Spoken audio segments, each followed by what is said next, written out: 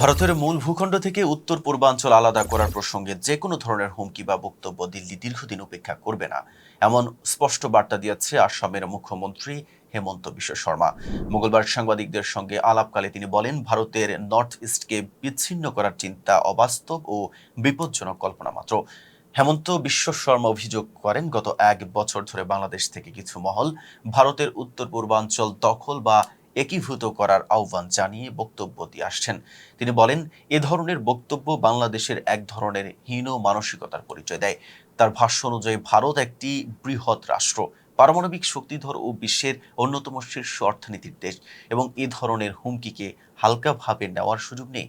বাংলাদেশকে সহায়তার বিশ্ব সতর্ক অবস্থানের ইঙ্গিত দিয়ে তিনি বলেন, ভারতের বিরুদ্ধে বৈরী আচরণ অব্যাহত থাকলে নয়াদিল্লিকে কৌশলগত সিদ্ধান্ত নিতে হবে। আমাদের উচিত স্পষ্ট করে জানিয়ে দেওয়া, এভাবে চললে ভারত চুপ থাকবে না, যোগ করেন তিনি।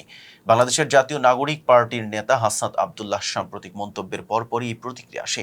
সোমবার কেন্দ্রীয় শহীদ মিনারে আয়োজিত এক সমাবেশে হাসনাত আব্দুল্লাহ অভিযোগ করেন, বাংলাদেশকে অস্থিতিশীল করার চেষ্টা হলে ভারতের সেভেন সিস্টার্সও আলাদা করে দেওয়া হবে।